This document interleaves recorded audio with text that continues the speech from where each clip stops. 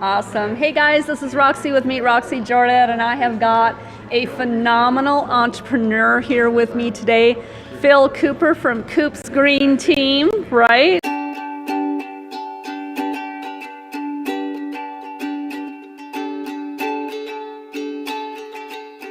Correct. Awesome. Correct. So we're here at the Freedom Live Experience in Las Vegas, Nevada. We're at the Green Valley Ranch Resort, which is my third time here. I love this resort. It is so cool. So Phil, I want to thank you for taking your time out of your day tonight to do this interview with me and just to kind of get to know each other a little bit more. I'm going to be honest, I watch Phil quite often on what he's doing, and he really is extremely successful. So I wanted to ask him some questions. So thank you for being here tonight, Phil. I'm honored to be here, Roxy. Thanks. Thank you for asking. Thank I appreciate it. Okay, so I want to test your entrepreneurial skills. Okay. What do you think the first question is I'm going to ask you tonight? First question you're going to ask me, huh? Oh, I'm going to have to say, what am I reading? That's a good idea. No, my first question is going to be to give me 3 words to describe Phil Cooper. Oh, 3 words to describe me.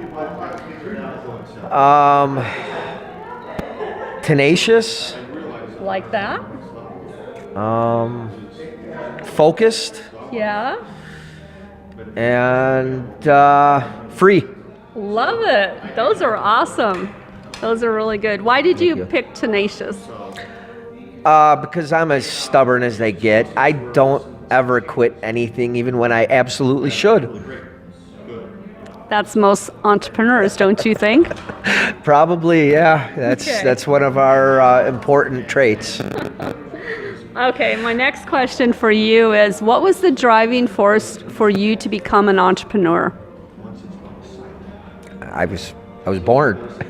I mean, growing up in a household where, you know, my parents had a asphalt seal coating and striping company that they worked at. My dad would work during the days for large asphalt paving companies, and then he'd come home from work working a 12-hour day, and him and my mom would go out and stripe parking lots together. Wow. and seal coat. And so I just grew up in an entrepreneurial family, and you know that led to more work and more work and more work. And my mom was just always there to support my dad in every way possible. And entrepreneurship was just always in my blood. We'd go on vacation, and we'd always talk about what type of business would go well here. And it was like a family discussion and activity. Cool. And it's just been a way of life for me always. In fact, I started a DJ business in high school, thanks to my parents. That was my first business. So what was the genre of music that you played in your DJ business? I've always played everything pretty much but country. You know, in high school, you would play the type of music people would like at high school graduations or school dances. And I was kind of cutting edge, and I got in a little bit of trouble probably playing some songs and music that was popular back in the day I shouldn't have played, like Cypress Hill at a high school dance was in Woodstock, was kind of frowned upon. And oh yeah. But yes. You're a little bit of an envelope pusher too then. We like that. I've been accused of that a time or two, yes. Yeah, that's a good quality to have. Okay, the next question is, what motivates you? You know, just being everything I can be for my kids, and being the best role model and example, and you know, creating the best life for them that I can. Without that, I'd be a beach bum like Lars Persson used to be, or you know, living on. To be honest with you, when I was in college, there was a semester, after my first semester of college, freshman year, I said, I'm not going back to college. I'm going to be a DJ at a nightclub here in Cancun. And, you know, luckily I came back. Otherwise, I'd still be a beach bum. Oh my gosh. So you said that your children motivate you. Obviously, you want to create a better life and teach them entrepreneurial skills, because that's what you come from, was entrepreneurial skills. Correct. Before the children, what motivated you then? You know, I went to college for entrepreneurship, and you know, I thought that I wanted to run the family business and asphalt paving company and grow create the largest company in Northern Illinois. And I learned at the Landmark Forum. I did that because I just wanted to make my parents proud. So making my parents proud, I guess. Okay. Cool. All right. I got to look at my notes here. Okay. Next question. What 3 pieces of advice would you give to college students who want to become entrepreneurs? Start a business now, right away. Don't wait. Start now.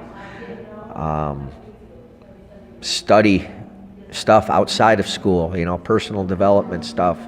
Most of the stuff you're going to learn in school, even in your entrepreneurship classes, isn't worth shit. So it's just a degree. That's true.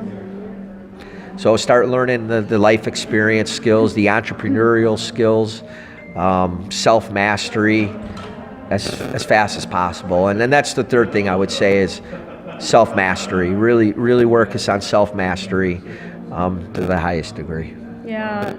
Phil, I totally agree with you on that. I used to be a college teacher, and I literally walked away from that knowing that being an entrepreneur, you invest your education into going to seminars, mentoring, coaching, having the best coaches coach you, and just run with it. Would you agree with that?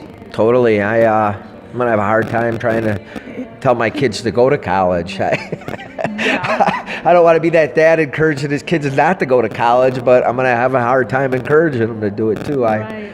But a lot can change in 10 years. So. Exactly. I'm right there with you. Okay, here's a good question. I want to know, do you believe there is a winning formula for becoming a successful entrepreneur? And I want to know what your successful formula is. Yeah, I mean, you got to be stubborn, as we talked about. You want to find something that fuels your fire, so you have the energy to be stubborn about it. Mm-hmm. You want to find somebody that's got the recipe or the formula or the map, and you learn from them and you follow them. That's it. That's how you learn anything. That's right. And you want to have that fire, so you want to be consumed by it. And the entrepreneurial personality, when there is something that interests us, we do dive in and consume as much of it as we possibly can. So you definitely want to have something that fuels your fire. Don't do it just for the money. I've gone career path of asphalt paving for the money. I knew that I could make good money doing it, and I did, and I wasn't happy at all. Yeah, I totally agree with you on that. It's got to fuel your heart, your soul, and it's got to set you on fire. And if it doesn't, get out. Yeah. Get out. Yeah, totally. All right, so here's another one. How would you rank the key 5 skills needed to be a successful entrepreneur? So what are the top 5 skills to become a successful entrepreneur? Skills, huh? That's a tough one to answer, because being an entrepreneur, there's so many different types of entrepreneurs, and there's different skills that are going to be important for an online entrepreneur than an offline entrepreneur. Very good. So let's say an online entrepreneur, I think one of the top skills, well, it might not be a skill, but you definitely need to be organized. You have to be extremely organized. And, as far as a skill goes behind that, I mean, if you're good at Facebook ads, you can print money. And if you're good I like that, print money. Got that? Yeah. And, me personally, I have 3 skills that I'm working on mastering this year, so I can print money, because that's what we're here to do, is print money. So what are those skills? Facebook ads. Okay. Building funnels, and specifically through ClickFunnels, and copywriting. Oh yeah. And I'm tackling them in that order, and that's the only content I'm consuming for the most part in terms of studying and training is right now is Facebook ads. And from there, it's funnels, and from there, copyright. Yeah, I totally agree with those three. Absolutely. Okay, so do you follow some specific self-control mechanisms to encourage you to keep walking when things are not going smoothly as planned?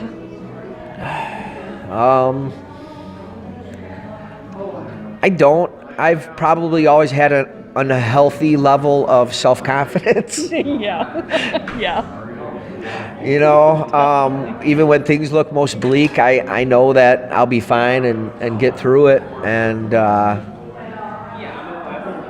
you know, I've faced a lot of obstacles. That's where the traditional business and entrepreneurship really toughened me up. You know, I've had my life threatened. I've been extorted for $200,000. Oh, okay. I've had had to watch my mom be followed around by union goons and thugs 24 hours a day for months at a time.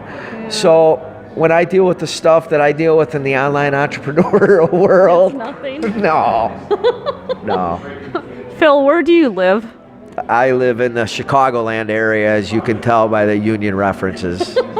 Very good. I thought I'd throw that in there. But I actually live in Woodstock, Illinois, and if you've seen the movie Groundhog Day, that's where the entire movie was filmed, Nice. Woodstock. Nice, that's cool. Okay, so I know a little thing about Phil, and I'm going to ask him about this because I know that you are a very adventurous person. Because I watch your home videos with your children, okay? What's the most exciting experience to memorize in your entrepreneurial journey, or as far as adventures, you know, hobbies? What is an adrenaline rush for you, and what is the most memorable adrenaline rush in your personal life and your hobbies? Let's just do that right there. You know, it's tough to say what the best feeling is in terms of the adventure and adrenaline. I like to go extreme ATVing in the mountains, Tennessee, West Virginia, and your life is seriously at risk on quite a few of the trails. And it's a great feeling when you're going up a challenging, hill and rut, and you know that if you don't hit it right, you could die. And that's living life on the edge right there. That, and Edge of awesomeness. I talked about Superbike racing school. Man, hitting a corner at optimum speed, just perfect. Oh my God, I can't. I got chills down my spine right now just thinking of the feeling. Yeah. So Wow. it's tough drawing a line between the two. Okay. Yeah, that he definitely likes speed and adventure and danger. He lives life on the edge of awesomeness, just ready for anything. I love that about Phil. Holy cow. Good job. Okay, so you're writing a book about yourself, theoretically. What are you going to name that book? What am I going to name it? Freedom. Woo, I like that. Yeah. What would be the subheading of that? How to create freedom. That's so perfect. Okay, so what makes you feel very uncomfortable, out of your comfort zone, and then how do you handle these situations? Now, this is a tough question because he likes being out of the comfort zone, so we'll see what he comes up with. Yeah. Ever since I've done the Landmark Forum and I got out of the ultimate comfort zone of having my own company, and a lot of people would look at it as going backwards and just letting the ego go completely, and most people would have never imagined I've done what I've done. I don't think I don't know what gets me out of my comfort zone anymore. But when I do see it and feel it, I tend to go towards it. You do, yeah. I think most entrepreneurs that are really successful do that. They have to grab a hold of it and push through that wall because they know that there's success on the other end or on the other side of that wall, right? Right. Yeah. Right. Yeah. And I just believe it so much. I know it, so I just don't even think about it. Okay, Phil, this is my last question for you. Okay. Okay. I want to know what resources you have available for my listeners and where they can find you, how they can contact you, and how they can cheer you on in your adventures of ATV and bike racing. Well, I do have a blog site. It's coopsgreenteam.com. No, I'm undergoing a branding redo right now, so you can also find me at freedom-hacker.com. Ooh, I like that. So pay attention to the Freedom Hacker movement. I'm sure you'll see some stuff from Roxy in there. We got to have all kinds of cool stuff coming along that line. But I got my blog site. You can find me on Facebook, Phil Cooper Jr., Twitter, Coops Green Team, Coops Coaching, and Instagram, Phil Cooper Jr. also. Wow, thank you so much, Phil. It has just been an honor to sit here and get to know Phil better here at the Freedom Experience in Las Vegas. And I just think he's the bomb in marketing. So get on his stuff and take a look at it. Any last parting words? Just take action. Whatever you're doing, take action.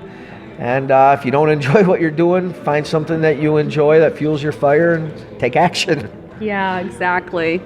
All right, so that concludes our little interview with Phil, and this is Roxy with Meet Roxy Jardette, and my advice is to you is to live life to the fullest every single moment, live on the edge of awesomeness, and don't let anything slow you down. Talk to you soon.